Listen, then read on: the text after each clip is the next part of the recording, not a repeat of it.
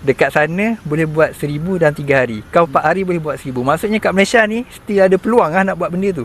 Maksudnya masih ada peluang untuk gain duit yang banyak lah.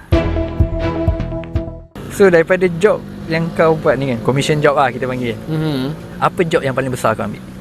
Job paling besar, kalau boleh kongsi. Job aku paling besar actually ada certain people lah, which is aku kenal orang ni. Dia panggil aku, suruh aku buat dengan dia, pergi tempat dia dengan buat dengan dia. Oh yang tu ke? Yang dia ada panggil satu projek tu lah. Projek ni dia which is dia perlukan aku punya khidmat sebab dia kata ni tak payah training, hantar je lah mamat ni boleh buat. Sebab dah boleh buat kan. Paling besar job ni aku dapat ni dalam dia bayar aku kerja dengan dia dalam 4 hari tapi free time, tak kisah apa. Dia bayar aku quite hefty jugalah. Paling besar job dapat 1,000 satu hari. Satu job. The whole job lah. Maksudnya sampai siap kerja tu 4 langsam. Ya, 4 langsam. 4 hari je buat kerja dengan dia. 4 hari 1,000. 4 hari je 1,000.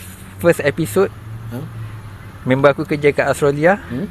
3 hari 1,000 AUD. Tapi kita tak boleh nak kira konversi. Currency. Kalau convert currency kalah of course lah, Malaysia akan kalah lah kan.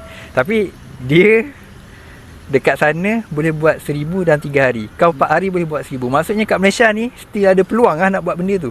Maksudnya masih ada peluang untuk gain duit yang banyak lah. Duit yang banyak, ya betul. Mungkin bukan nak kata 1,000 tu banyak. Sebenarnya ada orang boleh demand high lagi. Tapi based on aku punya skill dengan aku punya limitation, bagi aku 1,000 tu is quite good lah. Quite good. Maybe kalau ada certain people akan demand more because of their experience apa semua. Bagi aku 1,000 4 hari tu dapat job tu, alhamdulillah. Pada berbaloi sebab ni ada orang sebulan 1,000 bro. Yes. Contoh ambil basic 1,200. Sekarang 1,700 kan. Kata let's say lah 1,200. Sebulan bro, ni 4 hari. Yes, bagi aku macam alhamdulillah.